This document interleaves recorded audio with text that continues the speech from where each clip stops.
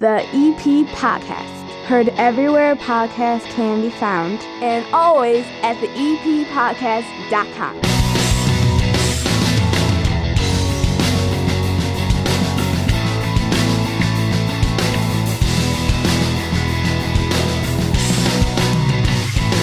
Before this show is over, we're going to get over to Porter Cullens here in Evergreen Park, the place to be this week and this weekend as the high holiday is upon us and St. Patrick's Day and the Southside Irish Parade and all the green invades our neighborhood, our town, our South Side. And I love it. It's like the beginning of spring. It's the end of winter. It's one of my favorite weeks. I'll be talking in a brogue before the show is over. And in moments, we have the mayor of Evergreen Park, Kelly Burke, down here at the 9-foot homemade oak bar. She had a real health scare a couple of years ago. She's going to talk about it. And she's on the show with the help of OSF Little Company of Mary, looking out for your health and well-being. And this entire show is brought to you by the First National Bank of Evergreen Park. Remember that Total Access checking account gives you free ATMs nationwide, a $300 bonus when you open it up with qualifying activities. The mobile banking tools are incredible. Don't just take it from an old man like me. My teenagers love them too. Award-winning customer service. Switch over to a true community bank and get in there at 95th and Pulaski, where there's always somebody there to help you. You don't have to worry about making an appointment a week in advance. Anything you have going on, it is just the most old school but well-run modern bank you're going to find. That's why the business, all the kids' accounts, my college kid, I get her money through the account. My personal account, everything I have is with the First National Bank of Evergreen Park, member FDIC. Joining me down here at the 9-foot homemade oak bar, we have a couple of special guests. One you've seen a lot of lately, and she's got signs everywhere. The mayor of Evergreen Park, Kelly Burke. And then also we have Erin Smith. She is a nurse over at OSF Little Company of Mary and would be the kind of person that sets up your scheduling for a test for a colonoscopy. And March is National Colon Cancer Awareness Month. And there's a reason the mayor is down here and there's a reason Erin's down here. But first of all, welcome to both of you. How are you? I'm doing well. Thanks for having me. Good to see you, Chris. Good to see you. Thanks for having me back again. Good to see you, of course. So we'll get into what Erin does, but why don't we first explain why you're here? Because otherwise people are going to sit there and say, why is the mayor here for this segment? You were diagnosed, what was it, a year or so ago? 2 years ago. 2 years ago. December 2023, after a routine screening. So nice segue into what Erin does. I was diagnosed with colon cancer. And it was through a referral from my primary care doc, Ginny Hendricks, who was one of your guests. She was a guest recently. Yeah, at Little Company, because of my, it was time for a screening. And so I went and had a colonoscopy, no symptoms, no health risks, no family history. And I was diagnosed with cancer, had to have surgery, had to do some preventative chemo. And am here as a success story, but I just feel really strongly about the screenings. I had to be prodded into it. But since, I finished my chemo and, started talking with folks about my experience, I have had people who have said, oh my gosh, I went and got the screening. I heard what, your situation. I went and got the screening. Everything was fine, but I'm so glad I got it. So to the extent I can lend support to Colon Cancer Awareness Month, I'm here to support Erin. That's a great story, first of all. Secondly, I know that was something that when you were first going through it was not something you really wanted to talk about. So I know that it's a brave thing to be able to talk about going through. Well, when it's in the rearview mirror, it's a lot easier. It's a lot easier to talk about when it's in the rearview mirror than when you're in the thick of it going through it. Yeah, and I don't think it was something that like people even noticed because you think to yourself, okay, chemo, and we would have noticed something like you would have lost your hair, but that's not how it works. Yeah, that's not how it works. Cancer. Yeah. No. Yeah. So it was something that you went through, and still, I mean, I don't think anybody would have noticed unless you told them, which is incredible about it. So Erin, you heard the mayor talk about a hesitancy to get her test, and I see all these different things, like everything from there's a certain age, so don't worry till you get to that age. I tend to wait until my doctor tells me to do something but then I'll say, okay, fine. If my doctor's telling me to do it, I'll go and do it. I also see the commercials where people poop in a box, which I think is a little weird, but I know some people do that. So what is the recommendation? When should people actually first get tested for this? So within the past, 2 or 3 years, they actually changed the recommendation. It used to be 50 years old. Everybody 50 and older should have a colonoscopy. But they have found that colon cancer is on the rise, and unfortunately in younger people, so they did change it to 45. So anyone 45 and older should have a screening colonoscopy. The colonoscopy, from what I understand, is the gold standard for finding colon cancer. It's the best one, the best test, because you're actually going in there and visualizing. And that's the scope thing. That's exactly what that is. That's the scope thing. I had a surgery on my stomach. How long has it been now? 7-8 years. And so I got multiple colonoscopies done because they had to make sure that everything was the surgery. They were trying to figure out what was wrong. So they were scoping from the top and the bottom. I would always say, please scope from the top before you put the scope in the bottom. That's usually, and they're two different cameras. Yeah, right. So I was getting them before I even got to the recommended age. Okay. So now it's funny. I'll look at my doctor, be like, hey, is it due? And he's like, you've been scoped so many times. Take a rest. Okay. But it is something that a lot of people don't go out and do. So the way that I remember it, and correct me if I'm wrong, the worst part about the test is actually the day before the test. Because you got to take some kind of solution. You got to make sure Correct. everything's cleaned out. Don't make any plans that day. But then you go in and it's something that they just basically, they put you to sleep. There's a test and it's over. It's not something that's very complicated, correct? So that's what the overwhelming majority of patients will say. They'll say, oh my gosh, the prep was rough. And they have all different kinds now. Back when I remember my parents having to do this, and they had this huge gallon of fluid that they had to drink. And now there's versions that you just mix over the counter stuff with Gatorade. It's more tolerable. Mm-hmm. There's pills you could take. There's 2 mini jugs of liquid. So there's different types of prep that you can talk to your doctor about, which one works for you. But that is usually the part people say is rough because you're on a clear liquid diet all day. So you can't have any solid food. You can't have milk or orange juice.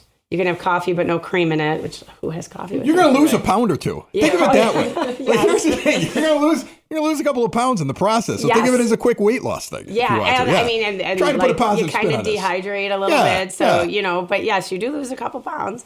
But once you're all cleaned out, coming in that day, it's, you get an IV and they put some medicine in there and you kind of just drift off to sleep. Yeah. And before you know it, you're awake and you had someone check your colon for you.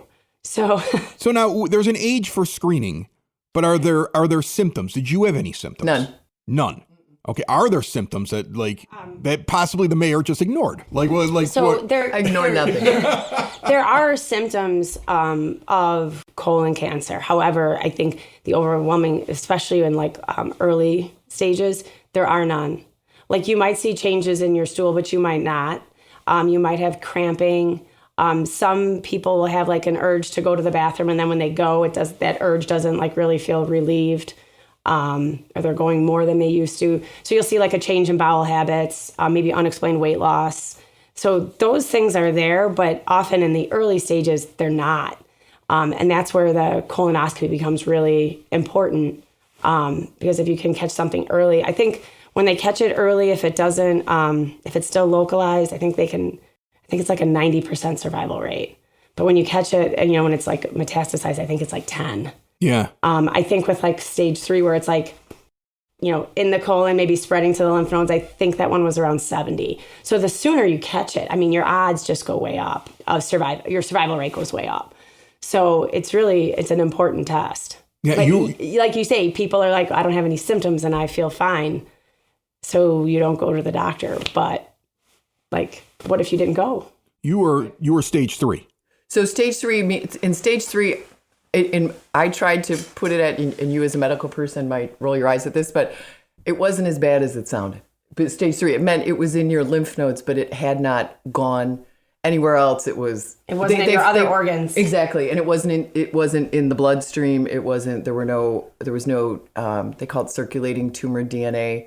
And there was nothing like that present. So I had as good a prognosis as you could get.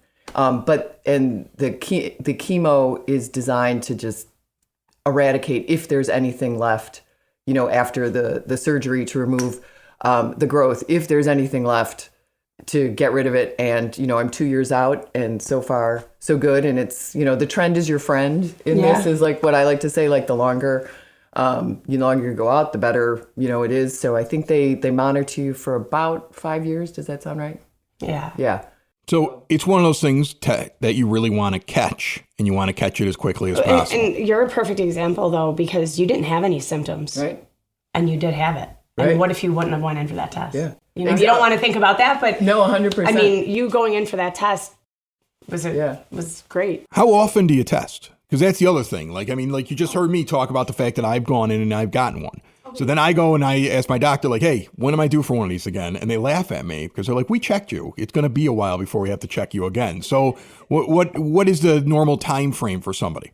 So the normal time frame would be if someone goes in, say, 45 years old, and they have a colonoscopy and it's all clear, doc says, come back in 10 years. If somebody goes in and they have polyps, the doctor removes the polyps, and then he says, come back in 5. The thing about colonoscopies and the polyps, those polyps could be benign, but they could grow into cancer. So that's why the doctors will take them out. So if you have polyps, you come back every 5 years. If you don't have polyps, it's every 10. Okay. So it's not like you need to go, every 3 months and have a colonoscopy. Yeah, I know. Well, you got me freaked out now. This is the thing. You got me freaked out now. Like, well, it's the thing where it has symptoms, but you might not even notice any symptoms, and then all of a sudden you could die. Now you got me I guarantee there's somebody who's listening to this right now who's like, well, I got to call my doctor right now, and I have to go get this all checked out and stuff. So, yes. So is that the regular procedure? Is go see your general practitioner like the mayor saw hers? And that person goes, okay, no, you're due for this. It's time to go get it. You schedule it. They talk with somebody like you, and then they're getting it done. So yes, that's one way to do it. One way is to go to your general practitioner and ask for the referral. Another way, though, is you can go on OSF Little Company's website. You can enter in all your information, and then we can schedule you directly with one of our providers. So you actually don't need your primary care provider to say that you need the colonoscopy, because they changed the standard to 45. Okay, so if somebody says they want to go direct with OSF Little Company, Mary, they can contact you. They can go on the website. There's a link on the website to schedule testing, and then I can give you my phone number for my colonoscopy line. Oh, we can get that out. Don't give out your cell phone. When you were like, I give you my phone number. I'm like, I don't want people calling you at home about this. No, I don't want to schedule colonoscopies at home, but I will absolutely do it at work. I mean, HIPAA and everything. Right? I can give you the number that you would call if you wanted to call and schedule direct, and then also on the website you can just it's like you click on a link and you put in your email and your insurance, and then it emails me, call this person and get them scheduled for a colonoscopy. Do you have the number off the top of your head? I do. Go for it. 708-229-6243. All right. You give that number a call, and you can schedule this. I find it really interesting that you can do something that simply. I always look at healthcare as confusing. I mean, honest. I mean, it's very confusing, especially when you throw in the insurance thing. I'm currently in the process of getting new insurance for myself, and I'm figuring out how I'm going to, what's the next stage for me, and what I need to have covered and things like that. And, I hear you say what you're saying, oh, just go on and schedule a thing. And I go, okay, that's great. I hope the insurance covers it. And I think that's the thing that makes people the most nervous. That might be one of the reasons people stay away from tests. And when somebody calls you and they want to schedule something, is that how hard is it for you to figure out their coverage so that they can be at ease when it comes to that? So that I don't handle the insurance part, okay. But I do. We have a financial clearance center at OSF, and if people have questions, I'm like, I give them the numbers to call, because those are the people that actually work it up. So, for instance, I'm 46 years old. I'm getting my colonoscopy scheduled. So the insurance will run it and they'll pay for it because it's the standard of care right now, 45 and older. If I want to get another colonoscopy in 2 years, the insurance is going to tell me no. And if I try, the Financial Clearance Center usually catches it before somebody does something their insurance doesn't cover. Okay. So there are people at our hospital kind of working behind the scenes on your insurance covering that. Because that is always a concern. That, right. Oh, I'm going to have this test done and then I'm going to get the full bill for it. My insurance didn't cover it. Always a concern. But we do have people that we can put you in contact with if that's, your questions. After you've gone through it, Mayor Burke, and you've gone from start to finish, from, hey, you should get this test, to, oh my goodness, what are these results, which must have been terrifying when they first talked to you about it, and then going through the entire process, wondering how it was going to turn out, and getting to the point now, like you said, you're a couple years into it.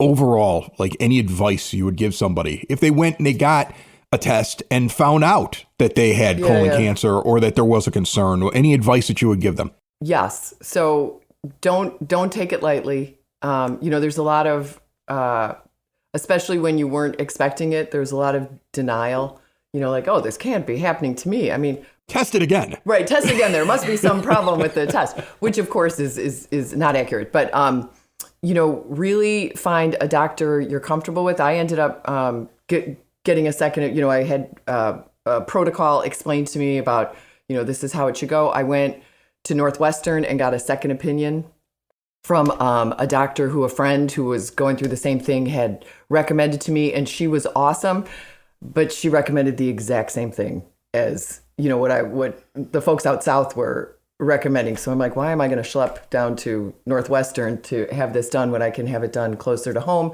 in a more comfortable atmosphere? But having that second opinion really, I think, helped me make a decision, because there was a little bit of denial, reassurance that you're doing the right thing. What people were telling you was the right thing to do. And then the second thing is, having a support system. And one thing that really surprised me as I was going through this, and especially like with the oncologists, and then at the place where you would pop in to get the chemo, is they would tell you about people who hadn't shared their diagnosis with their family or friends, that they were literally going through this by themselves. And it could have been a situation where maybe they didn't have somebody to share it with, but again, the denial. And I just don't know how you could go through it. It's so many emotions. It's fear, it's anger, it's trepidation. What's going to happen in the it's sadness. You have to tell your family and your kids what's going on. And I don't know how somebody could do that without having somebody to share that with. It's a lot. And I was lucky to have a great support system within my family, with folks I work with good friends. Like you said, I did kind of keep it in a smaller circle because it's a lot. And you're a public figure. That's a lot to go through. And people would come into it from a place of caring and love, but you don't need to be hugged in the grocery store. You know what I mean? And sometimes, it's you're going through a lot, and accepting that outpouring of emotion, it's a lot to take. So, I get that totally. Yeah. I mean, there are times where I will need to get something off my chest and throw it into one of my shows. Right. And then I will randomly have somebody sit there and say, we're thinking about you, we're praying about you. And I'm like, oh God. Right. I mean, it's so sweet that they said it, but now I've opened up a can of worms where everybody wants to give me a hug. And it's a lot. So I think there's and you know what? Everybody's different. Some people want that. Some people thrive on that. That's how they're going to cope with it. That wasn't how I was going to cope with it. But I just couldn't imagine coping with it by yourself. Yeah. Oh, I think it's just too much. I understand that, having like that smaller, tighter circle of people you can, just like relax and. Right. But also, when you're at the grocery store, you don't want to be asking questions. You don't want to be asking you those questions. You're right. Trying to find the cheapest carton of eggs. Of course, they're like well-intentioned, but you're like, I'm at the grocery store. I'm escaping from that. I don't know. Where are the eggs and how much do they cost? Or somebody checking out your bag, like, should you? Right. Somebody checking out my basket, like, should you be eating that in your condition? Like, okay, yeah, fine. Red meat, that's a no-no.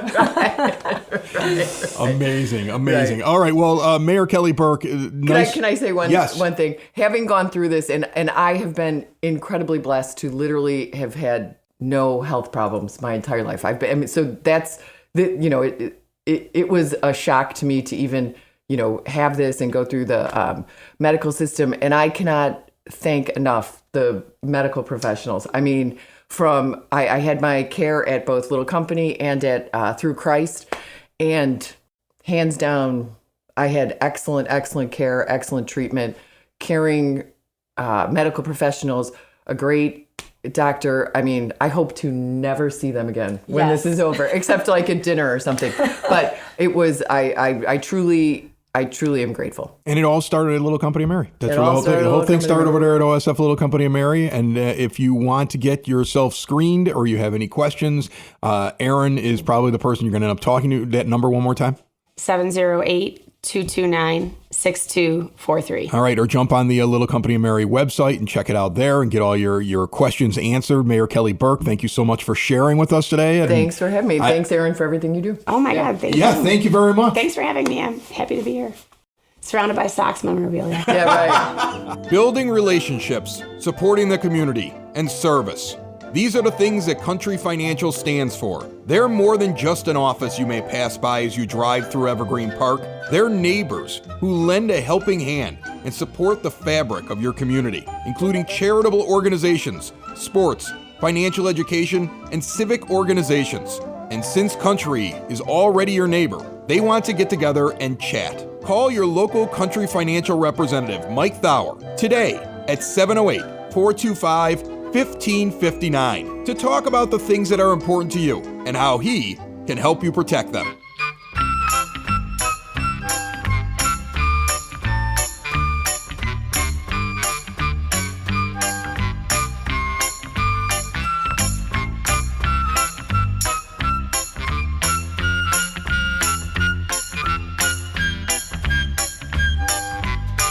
It is now time for your EP podcast, Word on the Street, brought to you by Spoke and Vine Wine Bar and Bottle Shop, northeast corner of 95th and Kedzie, where they have incredible small plates when it comes to food and amazing wines for you to choose from, craft beers, and so much more. Perfect for date night or a night out with friends. You can get a big table reserved right there on their website. Check out the menu, reserve a seat in the lounge, at the bar, just a table for you and someone special. See everything they have to offer. Remember, if you find something there you like, buy a bottle in the bottle shop and bring it home. I've done that before. SpokenVineWines.com. Coming to the Evergreen Park Public Library on March the 20th, that's a Thursday, Chicago Scavenger Trivia.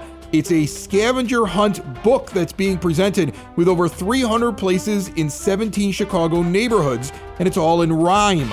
The author is going to take attendees on a tour of notable locations, and it's going to be an interactive event, so attendees will be guessing answers and testing their Chicago knowledge. You have to sign up for this. Seats are going quickly. Get to evergreenparklibrary.org. The Evergreen Park Police Department has stepped up enforcement. It's going on right now through the 18th of March, the day after St. Patrick's Day next week. Officers are intensifying enforcement of impaired driving and occupant protection laws. You will see increased patrols. I've seen them myself. Just be smart, get a designated driver, maybe use an Uber. I have a 19-year-old. She's going to be a cab driver for like 5 straight days. She doesn't know it yet, but she is. And the Evergreen Park Rec Department is presenting Zumba. That's right, time to party yourself into shape. It kicks off on March the 12th, this coming Wednesday. Goes all the way through April the 30th. It's every Wednesday. Going to be at the Evergreen Park Senior Center at 9547 South Homan. $80 for the 8-week session. All levels of experience, no dance experience necessary. Time to get into summer shape. And speaking of things that are coming up, the next general election takes place on April the 1st. Early voting begins on Monday the 17th of March. A lot of local elections going on. I think you can tell by all the signs on the lawns. You can get your voter registration status and all the information on Cook County's website. That's your word on the street. Cue the Irish bagpipes for our next guest.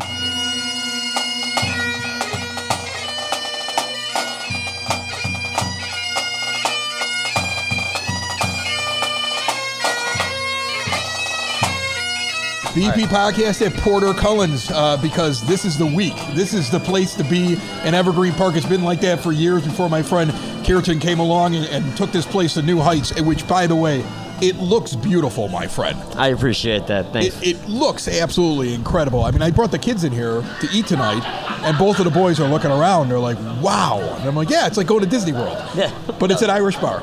That was the idea. As you can tell, we're very green right now. So, and that's before all the drinks. That's the best part. This place, I mean, first off, I remember when you took it over. It was a great place when you took it over, but the level that you've taken it to, I mean, everything from the table settings to the different chairs and the bar stools, but also the menu and the food that's on there. It's like you took everything. I had the corned beef sandwich, which I always thought of as one of the best ones on the South Side before you got in here. I could tell you've made modifications to it. It's even better. Like, how has it been the last couple of years? You must feel really good about where you've gotten. I feel very fortunate, to be honest with you. A lot of times when I make some of these changes, I don't really know if they're going to work. Yeah. I just take a shot in the dark, and I hope it works out. And I've been very fortunate. The community's been very honest and open with me if they liked what I did or if they didn't like what I was doing. And it's kind of helped me right size to make sure that I'm serving them in the best possible way that they would like to be served, because this is what this is about. It's about the community. It's about our customers, and I'm glad. So the journey over the last 2 years has, I said it last year, has far exceeded every expectation I ever had. It's really the best, and I'm very, very lucky. I think one of the things that's amazing is that most of the time when you're here, I mean, you can't be here all the time, but you're here most of the time. Like, I popped in this weekend. I just popped in because I was like, I'm right up the block. I'm like, I'm going to go up, I'm going to have a drink. There you were, just sitting there. We had a good time. I think we closed the place out. We sure did. we had a solid time. So this week now, you've got so much going on, I would imagine, because one, the crowds have to pick up in March. Like, you get people who are nostalgic and they want to go out and they want to have the Irish Fair, and you've got plenty of that here, and they also want to get themselves a Guinness, and they also want to be here on St. Pat's Day, and there's going to be people here on Southside Irish Parade Day, and all weekend, I would imagine, is going to be busy. What are your plans? What are the plans here at Porter Cullens? Yeah, so we're going to have, kind of our typical fare. We'll have it out there. We're also going to do an Irish platter this weekend with the corned beef and cabbage and the potatoes and the carrots and that kind of thing. Obviously, we're going to serve a lot of Guinness. I actually tripled my Guinness order this week just to make sure we're ready to go. Good plan. Yeah, along with the Miller Lights and the Bud Lights and anything else that everybody wants. But we've made sure we stocked up. We are going to have live music every single day of the weekend, where we have different bands popping through. Whether that be O'Leary's Lantern or the Gotham Ramblers. Murphy's. We have different bands playing through. On Sunday, we're going to have bagpipers in here in the morning. We're opening early at 8 a.m. So if you need to put down a bass before... Wow, you got 8, you're 8 a.m. open? 8 a.m. open on Sunday morning. Wow. Make sure you can put down your pancakes and whatever else you need to before heading down to Western. Make sure that you got a good bass down, because that's how you ensure longevity through the day. And and we're gonna have the bagpipers in here around 10. We're gonna have dancers come through, the Irish dancers, and then we'll have a band that evening as well. So, that's kind of the way we want to do it. I know, it just depends on the crowds. I've been telling everyone that we're gonna have a good crowd. We're a little bit off the beaten path, so if you want to come and have a good time.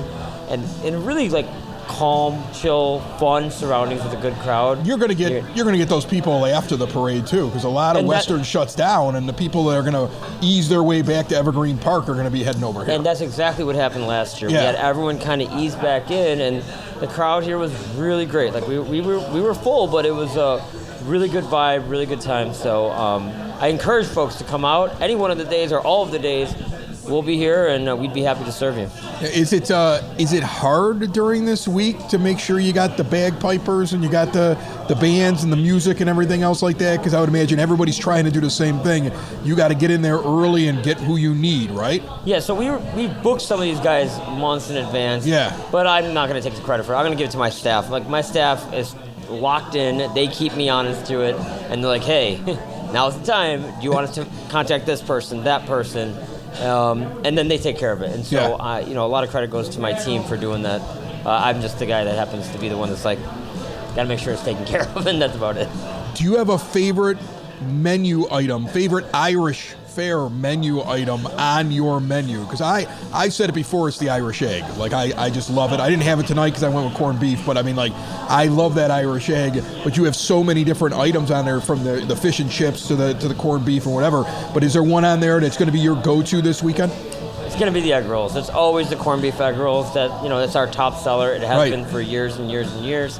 So I suspect we'll be selling and serving a lot of corned beef. Those are big here.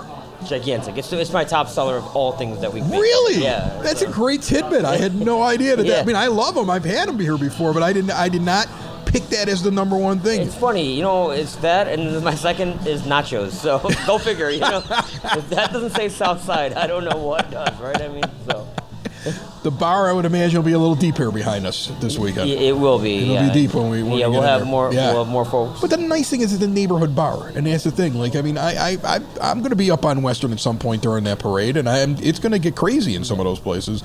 This is not the kind of place where you expect that to happen. No, I mean it won't. It won't be. It'll be just the right amount of rowdy to be fun. Yeah. But not so rowdy that you're like, please get me out of here. So I think it's going to be it'll be a good crowd, and we have unbelievable customers. And I always say we're a little bit like Fight Club. Like, if you don't know it's there, you don't know it's there. And if you do, you do. And we don't talk about it, right? And so, like, at the end of the day, I expect us to have our regulars come in and come out and have a really good time. So, Are you put on the leprechaun costume? I will be dressed as a leprechaun. I have a couple of twists and turns involved. Is it all weekend long, or is there a special day? I have 3 different outfits for 3 different days, so wow. We'll see. I'll be ready to go. All right, that's another reason to get out here to Porter Cullens. I mean, definitely. You've never seen an Indian leprechaun. You will this weekend, let me tell you.